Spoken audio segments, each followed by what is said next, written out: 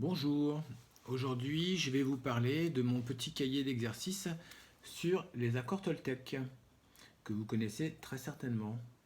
Alors celui-là déjà c'est la version 2, c'est la version poche puisqu'il existait avant une version au format classique des premiers cahiers d'exercices qu'on appelait les petits cahiers d'exercices et maintenant c'est des cahiers d'exercices poche je crois ou je ne sais plus comment ça s'appelle, peu importe. Donc voilà, donc c'est le même contenu, simplement le format est plus petit, c'est un peu plus épais, c'est un peu plus pratique et il y a deux trois améliorations. Donc pour ceux qui ne connaissent pas le principe des cahiers d'exercice qui a été créé par Jouvence et copié par beaucoup d'autres éditeurs, forcément quand ça marche c'est comme ça. C'est en fait l'idée c'est de mettre un stage dans un petit bouquin de telle sorte qu'on puisse faire le stage chez soi, tranquillement, seul ou avec des amis et surtout avec de l'humour. Parce que ce qu'il y a en plus dans ces petits cahiers d'exercice, c'est des dessins, des petits dessins, il y en a partout en fait.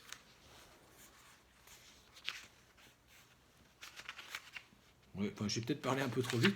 Il n'y en a peut-être pas toutes les pages, mais il y en a quand même pas mal, comme dirait l'autre. Et du coup, ça rend. C'est vrai qu'il y a beaucoup de texte.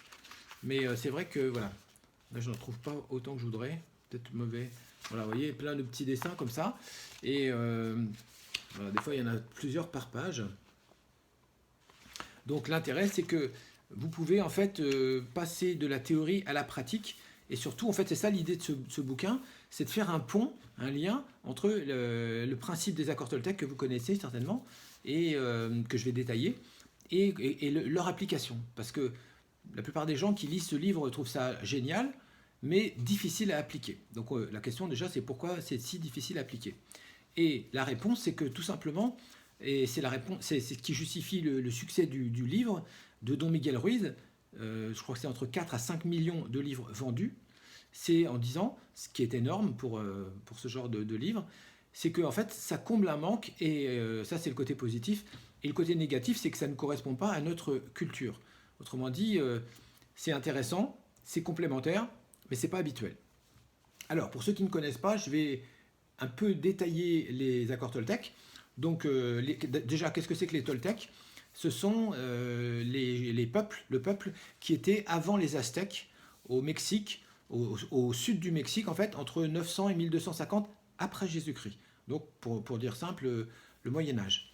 Et ce qui est intéressant, c'est que les Aztèques étaient un peuple guerrier, ils sont arrivés après, ils ont évidemment battu les Toltecs et ils sont imposés en fait et ils leur ont un peu pris tout ce qu'ils avaient, y compris les fameux temples carrés qu'on leur attribue, les temples, les pyramides à étages en fait, et qui sont Toltecs. Mais heureusement, les Aztèques ont eu comment dire, l'honnêteté de reconnaître que toute leur connaissance, ce qui n'est pas rien, leur venait des Toltecs. Toute leur connaissance. Donc ça prouve bien que les Toltecs étaient un peuple basé sur la connaissance, voué à la connaissance. Voilà. Donc, les quatre accords Toltecs, c'est quoi? C'est un livre écrit par Don Miguel Ruiz, qui est un génie, en fait, qui est à la fois un chaman Toltec par sa mère et un médecin, on pourrait dire, formé à l'américaine, à l'occidentale, d'un autre côté. Donc il a la double culture, la double casquette, et c'est ça qui lui a permis, me semble-t-il, de faire le lien aussi, et de transposer, de simplifier comment dire, la quintessence de la philosophie Toltec en enlevant un peu les plumes, c'est-à-dire tout le décorum, tout le côté un peu bizarre, peut-être un peu choquant pour un occidental, et ce qui fait que ça parle effectivement à tout le monde, et c'est pour ça, peut-être, entre autres, que son livre a connu un tel succès. Alors, les accords Toltec, c'est quoi? C'est comme des commandements, en fait, c'est des principes spirituels et relationnels, et ce qui me semble, c'est que la spiritualité, pour beaucoup finalement, si on la définit d'une façon transversale, comment dire, se limiter aux religions. La spiritualité, c'est quoi? C'est le voyage, en fait, qui va de l'ego à l'amour. Et ce voyage, en fait, il peut être individuel ou collectif. Quand il est collectif, ça s'appelle une religion, tout simplement. Une religion, c'est rien d'autre qu'un moyen de transport spirituel collectif. Voilà. Donc, l'un n'empêche pas l'autre, évidemment, c'est comme quand on va voyager, on peut très bien prendre un avion pour aller d'un point à un autre, tout est pris en charge, c'est confortable et on va plus vite souvent. Et puis, ça n'empêche pas qu'une fois qu'on est arrivé sur place, on prend une voiture, ou on marche à pied, ou à vélo, etc. Donc l'un n'empêche pas l'autre, encore une fois. Et l'intérêt des accords Toltec, pour terminer leur présentation, c'est qu'ils sont absolument transversaux. Et ça veut dire qu'on peut les utiliser quelle que soit justement la spiritualité ou la religion qu'on pratique déjà. Et ça, c'est génial. Alors, expliquons rapidement en quoi consistent ces 4 accords Toltec. Le premier accord Toltec dit que votre parole soit impeccable. Que votre parole soit impeccable. Ça veut dire que pour les Toltecs, les mots, le langage, c'est un don des dieux, c'est sacré, on n'a pas le droit de l'utiliser contre quelqu'un ou quelque chose. Voilà.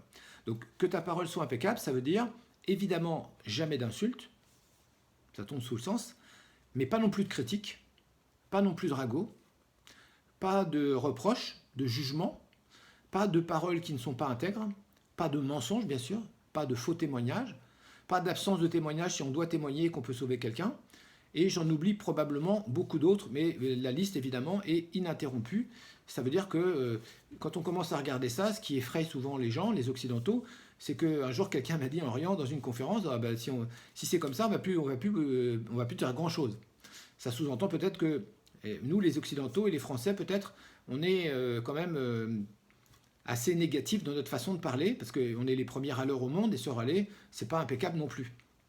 Donc voilà, donc c'est toute une philosophie, une manière d'être et de penser, encore une fois, compatible avec n'importe quelle religion, n'importe quelle spiritualité, ou même avec l'absence de spiritualité. Et c'en est une. C'est-à-dire, encore une fois, 4 façons, les 4 facettes d'un chemin qui va de l'ego à l'amour, un peu comme la pyramide d'ailleurs, qui a 4 côtés. Alors, ça c'était le premier, c'est le plus simple, peut-être le plus connu, pas le plus difficile, mais quand même, il y a tellement de choses à changer, à modifier, qu'il y a quand même du boulot, comme dirait l'autre. Le deuxième accord Toltec, bien qu'il n'y ait pas d'ordre, c'est ne prenez jamais les choses de façon personnelle. Celui-là, il critique, en fait, il vise plutôt la susceptibilité, c'est-à-dire la maladie de l'ego qui fait que nous prenons toujours ou souvent contre nous, pour nous, des choses qui ne sont pas justement centrées sur nous. Donc là où ça devient intéressant et spirituel, c'est qu'en gros, les Toltecs nous disent, quand quelqu'un vous critique, eh ben en fait, c'est pas vous qui le critique. Voilà. Et ça, c'est de la spiritualité. C'est-à-dire qu'il faut avoir un peu évolué dans sa tête pour comprendre ce genre de choses. C'est-à-dire que quelqu'un qui vous critique ou qui vous agresse, en fait, tout simplement, il n'est pas en relation avec vous, parce que déjà, quand on est dans son ego, on est dans son monde, on est déformé, on est complètement bouffé par ses émotions négatives, et en plus, de toute façon, vous n'êtes au mieux qu'un prétexte. Souvent, par exemple, moi je dis aux gens, aux soignants, parce que j'interviens beaucoup dans le monde médical maintenant, et je trouve que les accords Toltec, c'est un bouclier pour se protéger de la méchanceté ou de l'agressivité des gens. Je leur dis, par exemple, dans les services d'urgence, si quelqu'un vous agresse, c'est pas vous qui l'agresse, c'est votre blues. Et le fait de prendre ça, de comprendre ça, je me suis aperçu qu'en fait, les soignants, ça les aide, en fait. Ils comprennent que c'est leur fonction qui est attaquée, c'est pas leur personne. Et en plus, à la limite, c'est même pas leur fonction, c'est tout simplement que les gens sont énervés et que le premier qui passe, c'est le premier qui prend. Et comme le premier qui représente l'établissement, c'est souvent la personne qui est censée les aider ou les soigner, c'est elle malheureusement qui prend, c'est-à-dire souvent les infirmières en l'occurrence. Voilà. Donc le troisième accord Toltec, c'est ne faites jamais de suppositions. Alors ça, c'est plus complexe. Ça, c'est sur le fait qu'on est toujours en train d'interpréter, de réfléchir, de ruminer, voilà, notamment quand les choses ne correspondent pas à ce qu'on attendait. Par exemple, imaginons vous avez un rendez-vous avec la personne que vous aimez, c'est le premier rendez-vous, et vous avez rendez-vous à 18h à la brasserie du coin sur la place centrale de la ville, et vous êtes à l'heure, pour une fois, c'est bien, et vous arrivez à 18h, il n'est pas là, ou elle n'est pas là. Qu'est-ce que vous pensez? Voilà. Eh bien, je suis prêt à parier n'importe quoi que vous allez automatiquement commencer à faire des scénarios. Et je suis prêt à parier, pas n'importe quoi, mais beaucoup de choses, que très vite, les scénarios vont être négatifs. Et plus le temps va passer, plus ils vont être négatifs. Donc ça va être, il ne viendra pas. Il est arrivé un accident. De toute façon, je ne suis pas assez bien pour lui ou pour elle. De toute façon, c'est tous les mêmes. Encore un lapin, et blablabla. Voilà. C'est automatique, en fait. Notre cerveau a un mal énorme à rester dans le « j'en sais rien, je suis là, il n'est pas là, point à la ligne ». On a du mal à rester avec le vide. On veut remplir systématiquement le vide avec n'importe quoi, y compris, éventuellement, des histoires, des scénarios, catastrophes qui nous font souffrir. C'est incroyable, mais c'est comme ça. Donc ne faites pas de suppositions, on n'en sait rien. on ne saura jamais. Et ce que dit Don Miguel Ruiz, c'est qu'au pire, au mieux, ça dépend comment on voit les choses. Si vraiment, vraiment, vraiment vous voulez savoir, demandez à la personne quand vous l'avez en face. Voilà, mais c'est pas sûr qu'elle vous dise la vérité, c'est pas sûr qu'elle la connaisse.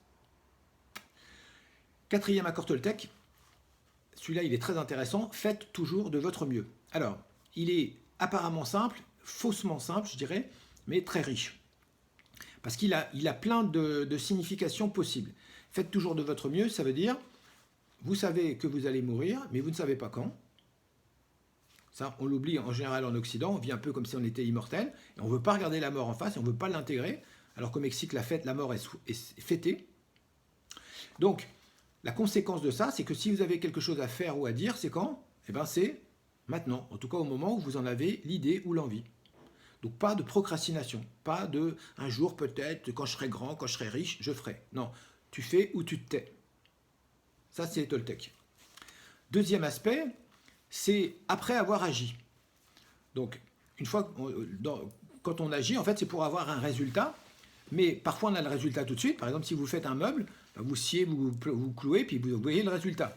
Mais parfois, on fait quelque chose et on est obligé d'attendre soit un délai, soit la plupart du temps, la réponse de quelqu'un d'autre, par rapport à qui on a fait, à qui on a donné. Par exemple, si vous sortez d'un entretien d'embauche, il est rare, en France, que le recruteur vous dise « Ok, c'est bon, je vous prends ». Ou à l'inverse, ok, c'est mort pour vous, de terminer. Voilà. Donc, si vous avez fait un entretien amoureux, c'est pareil, c'est pas forcément au premier rendez-vous, vous allez savoir si c'est bon ou pas bon. Si vous passez un examen ou un concours, c'est pareil. Si vous rendez un dossier, c'est pareil. Si vous faites une réunion, c'est pareil. Vous ne savez pas si les gens sont managés, motivés à fond en sortant. Il va falloir attendre.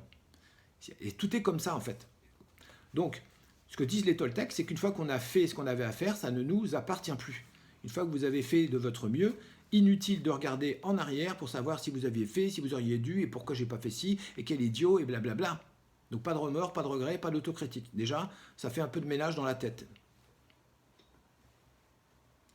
Et enfin, le dernier aspect intéressant de ça, c'est que quand on commence à pratiquer cet accord Toltec, fais toujours de ton mieux, de votre mieux, et ben on s'aperçoit d'une chose, en fait, c'est qu'en fait, on fait toujours de son mieux, même quand on ne fait pas de son mieux.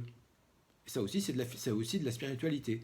C'est-à-dire que quelqu'un vous avez un enfant, par exemple, qui ne travaille pas à l'école, ok, il a, mettons, une mauvaise note, il a 8 sur 20, ok, le prof peut mieux faire, mais ça, c'est son avis, c'est un jugement. Peut-être ça, c'est la théorie. Mais comme dit l'autre, un jour, j'irai vivre en théorie, parce qu'en théorie, tout va bien, tout est facile, tout est possible. Mais dans la réalité réelle, le gamin, il a fait ce qu'il pouvait, c'est-à-dire avec sa motivation, son énergie, sa conscience. Il a fait de son mieux. Même si son mieux, c'est son mieux à lui, c'est pas son mieux à celui du prof ou à celui de ses parents. Donc en fait, on fait toujours tous de notre mieux, tout le temps, même quand on ne fait pas de notre mieux. Ça, c'est difficile à comprendre. Et une fois qu'on a bien compris ça, on ne peut plus en vouloir à personne. D'abord, on ne peut plus s'en vouloir à soi-même, puis on ne peut pas en vouloir aux gens. Les gens vous marchent sur les pieds, ils ne pouvaient pas en faire de leur mieux. Ils ont fait ça parce qu'ils sont, voilà, ils vous ont agressé, ils ne peuvent pas faire autrement que vous agresser. C'est leur niveau à eux, c'est pas leur niveau à vous. Il n'y a pas de mélange. Voilà, donc c'est ça les accords Toltec, et c'est ça que je vous propose en fait de découvrir ou de redécouvrir, et encore une fois de voir comment vous pouvez appliquer ça, avec des quiz, avec des questions, avec des histoires, avec des anecdotes, avec des citations, avec des bandes dessinées, des dessins, pardon, et toutes sortes de choses comme ça pour pimenter en fait cette recherche. Voilà, j'espère que ça vous a donné envie de le lire. Merci de votre écoute.